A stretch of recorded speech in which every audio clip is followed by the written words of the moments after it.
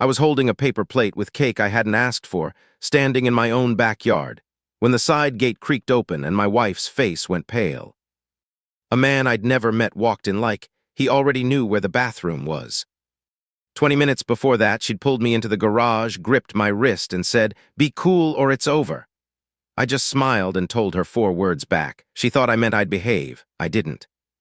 3 years earlier, none of this seemed possible. My name's Daniel. My wife's name is Rachel.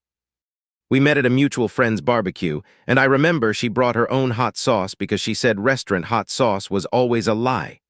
That was Rachel, specific about small things. Certain about everything. I proposed on a Tuesday, not some big planned occasion, just a regular evening on our apartment balcony because I couldn't wait for the right moment anymore. She laughed before she cried, which I always thought was the most honest reaction anyone could have. Her father walked her down the aisle 11 months later, and during the toast he looked right at me and said, "Take care of her better than the world has." I promised him I would. I meant it completely. We dated for 2 years before I proposed and married a year after that. She ordered my coffee before I even reached the counter, oat milk, 1 sugar extra hot, because I always burned my tongue on regular hot. I drove everywhere because she got carsick in the passenger seat if she wasn't the one behind the wheel. Every Sunday we did the same grocery run, same order, same joke about the self-checkout machine hating us personally. It sounds small. It didn't feel small. It felt like proof. The first year of our marriage wasn't perfect. We fought about money once badly, over a car repair we couldn't both agree on. I remember thinking that was the moment that would define us, whether we could survive something hard together. We did. She apologized first. I remember being proud of her for that, proud of us, like we'd passed some kind of test neither of us had studied for. We took one big trip that year, to a lake house her family used to rent when she was a kid. She taught me how to skip stones the way her father taught her. She cried a little on the drive home, said she wanted our kids to have memories like that one day. I believed every word of it. I trusted her. I believed her. I loved her. Her mother, Carol, never fully warmed to me. She'd smile at family dinners and say things like, "Rachel could have done so many things with her life," right in front of me, like I was a detour on her daughter's map. I let it go. Rachel always did too, mostly. For the first 2 years of marriage, I didn't think about Marcus at all. I knew he existed. College boyfriend, 3 years, ended before I ever met her. Old news. Old story, that's what I believed. Then, last spring, small things started happening that I couldn't quite name. She started going to a new gym, nothing wrong with that. But she started going at odd hours, and she started taking her phone into the bathroom when she showered, which she never used to do. I told myself she just wanted her music. Then came the college reunion. She mentioned it 2 days after it already happened. "Oh, I forgot to tell you, a few of us from school got dinner Friday," I asked who. She named 3 people. Later, I found a photo online with 5. I didn't realize until later that the missing 2 names mattered more than any of the others. A few weeks after that, I found a restaurant confirmation email on our shared calendar. A reservation for 2. On a Tuesday afternoon, I knew for a fact she'd told me she was working late. I asked her about it that night. She said it was a client lunch, that the system must have synced wrong. I wanted to believe the system was wrong more than I wanted to believe her. Carol started saying strange things too. At a birthday dinner for her, she looked at me and said, "You know, Rachel's always had a type, and it's not exactly you." Everyone laughed like it was a joke. Rachel didn't correct her. I brushed it off. That wasn't the worst part, though I didn't know that yet.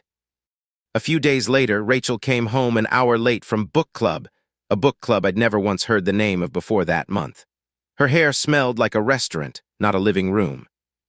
I asked how the book was. She paused half a second too long before she answered. Half a second isn't proof of anything, but I started counting the half seconds after that. One night I saw a name light up on her phone screen while she was in the kitchen. Marcus. Just a name, no photo, no context. She grabbed the phone fast, almost too fast, and said it was an old group chat, nothing. I nodded. I wanted to believe her more than I wanted the truth. At the time, I missed the biggest clue sitting right in front of me. She never once said his name out loud to me. Not once in 3 years of marriage. And suddenly he was texting her at 9 p.m. on a Tuesday. Then my birthday came around. She planned the whole party herself. My favorite thing, she said, was that she handled everything so I could just relax. I should have paid more attention to how hard she was working to control the guest list.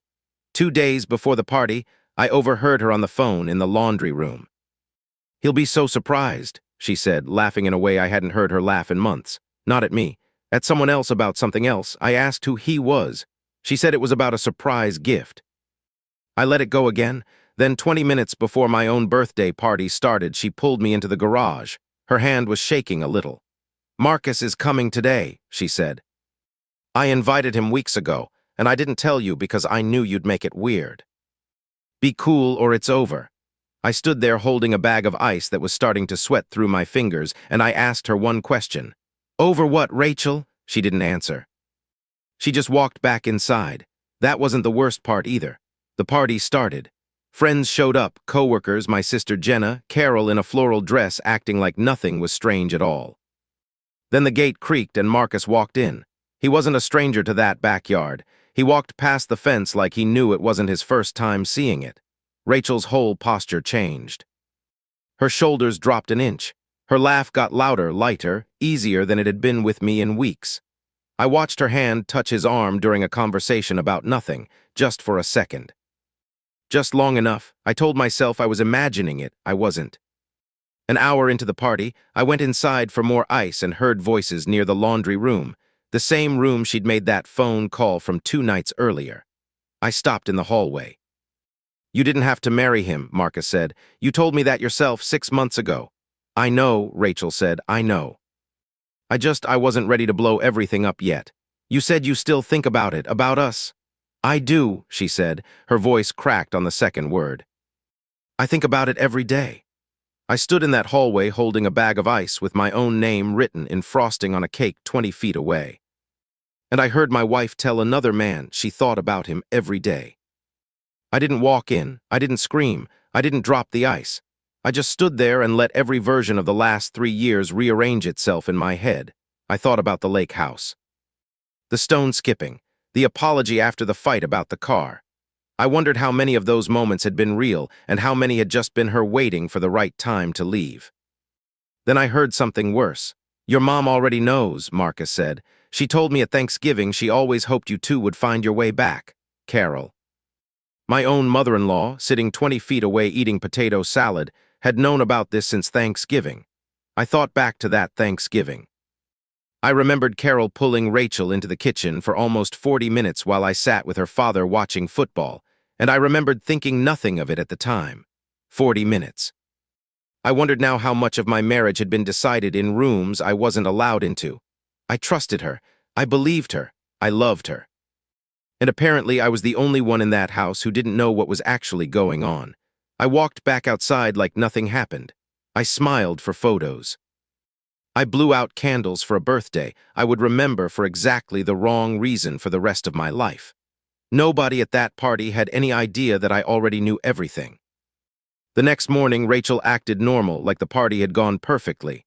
I asked her calmly over coffee if there was anything she wanted to tell me. She said no. I asked again.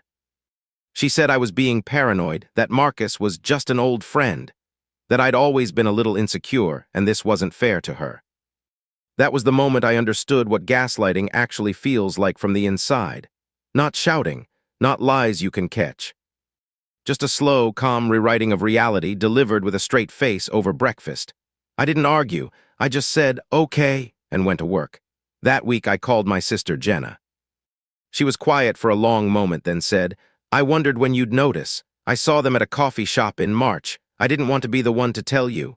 She wasn't trying to hurt me. She just hadn't known how. Jenna drove over that same night with 2 coffees and sat with me on my own back porch for almost 2 hours without saying much at all. At one point she just said, "You don't have to decide anything tonight. You just have to get through tonight." I don't think I ever thanked her properly for that sentence, but I think about it more than almost anything else from that whole year. I called my best friend Tom next. He didn't say much either, just, "What do you need from me right now?" That question meant more than any advice could have. Tom and I got a drink that Friday, and he asked me straight out if I was going to confront her. I told him I wasn't ready. He nodded and said, Then don't rush it. People who rush it end up with nothing but a fight. People who wait end up with proof. I didn't know it yet, but that sentence would end up shaping everything I did over the next 6 weeks. I started documenting things quietly, screenshots of the phone calls at odd hours, the reunion photo with 5 people instead of 3, dates, times. I wasn't building a case to win an argument. I was building a record because somewhere inside me I already knew where this was going. Rachel noticed I'd gone quiet. She asked if I was okay. I said I was fine. I wasn't performing anger. I was thinking. Carol called me one evening, and instead of asking how I was doing, she said, "You know, Rachel's always been the type to need excitement. Some men just aren't built to keep a woman like that interested." I didn't respond. I just let her talk, because every word she said was another piece of proof I hadn't asked for but was grateful to have. Work noticed, too, even though I never said a word to anyone there. I started missing small details, forgetting a meeting time twice in 1 week, something I'd never done in 6 years at that job. My manager pulled me aside not to reprimand me, just to ask if I was okay. I told him I was going through something at home. He didn't push. He just said, "Take whatever time you need." And I remember being surprised that kindness could still show up in places I wasn't expecting it. 2 weeks after the party, I found a message on a shared family cloud account. An old photo backup Rachel had forgotten was still linked to my phone. A message thread with Marcus going back 8 months. Not explicit, worse in a way, plans, a hotel booking from a work trip that wasn't a work trip. A line that read, "I still wear the bracelet you gave me, I just don't wear it around him." I sat on the kitchen floor for almost 20 minutes and didn't move. I didn't cry the way people expect. I just felt something close, quietly, like a door in a house I used to live in. The following weekend, at a family lunch, Carol made a comment about how some marriages just run their course, looking directly at me while she said it. Rachel didn't defend me. She just stirred her drink and stared at the table. That was the moment I stopped surviving this and started deciding what came next. I called a lawyer the following Monday, not out of anger. Out of clarity. I moved half of our joint savings into a separate account that was legally mine to move, documented every transaction, and photographed the message thread before Rachel had any reason to delete it. I didn't tell her what I knew, not yet. I wanted the timing to be mine for once instead of hers. My lawyer, a calm woman named Patricia who'd clearly seen 100 versions of this same story, told me something I still repeat to myself. The people who win these situations aren't the loudest ones. They're the ones who already know exactly what they're going to do before anyone else realizes there's a decision being made. I held onto that sentence for the next 3 weeks like it was a piece of furniture I could actually stand on. Rachel kept acting like everything between us was fine. She planned a weekend trip. She bought me a new watch just because. I wore the watch to the family dinner where I finally laid everything on the table. Because I wanted her to remember exactly what she was wearing when her whole story fell apart. 3 weeks later, we had another family dinner. Rachel's idea, her mother's house. Everyone gathered around the same table where Carol had spent months quietly rewriting my reality. I brought printed copies of the messages. I didn't raise my voice. I didn't call anyone names. I just placed them on the table and said, "I think everyone here already knows more about my marriage than I did until a few weeks ago, so let's stop pretending." The room went silent. Rachel's face lost every bit of color it had. Carol reached for her wine glass and didn't drink from it. I looked at Rachel and said the same 4 words I'd said to her in the garage the night of my birthday. "I'll be gone, tonight." I filed for divorce the following week. My lawyer made sure the finances were protected. The timeline was documented, and nothing about the process turned into a fight I hadn't already prepared for. Rachel tried, briefly, to say I'd overreacted. Then she stopped trying because there was nothing left to argue with. Carol stopped speaking to me entirely, which honestly felt like a mercy I hadn't expected to receive. The first few months alone were quiet in a way I wasn't used to. No shared grocery list. No Sunday joke about self-checkout machines. Just me, learning how to make coffee for one person, extra hot, 1 sugar, the way I always liked it before someone else started ordering it for me. Tom checked in every week without being asked. Jenna sent a text one night that just said, Proud of you for not screaming. That took more strength than screaming ever would have. I think about that a lot now. I used to believe that staying calm meant staying weak, that the people who yelled the loudest were the ones who cared the most. I don't believe that anymore. I learned that quiet people aren't blind. We're just watching and waiting for the moment the truth can stand on its own without our voice raised behind it. I don't hate Rachel. I don't think about Marcus at all anymore. I think about the version of myself who sat on that kitchen floor and didn't move, and I'm grateful he decided to get back up. I started running again, something I hadn't done since college. Nothing dramatic, just early mornings before work when the street outside was quiet and nobody needed anything from me. I found a small apartment near the water. I put a photo of the lake house on my new fridge, not because I missed her, but because I wanted to remember that the good parts of me were real too, even if she wasn't. If you've ever stayed calm while everything inside you was falling apart, I hope you know that isn't weakness. That's the moment strength actually starts. I trusted her. I believed her. I loved her. And in the end, none of that was ever going to be enough to make her choose me. I chose myself instead. If you've ever experienced something like this, subscribe and leave a comment. I read every single one, and you are never as alone in this as it feels. Some people need chaos to feel loved. I just needed the truth, and when I finally had it, I didn't need to raise my voice at all. I just needed to walk away quietly and mean it. Rachel tried to reach out once, months later, with a text that just said, "I hope you're doing okay."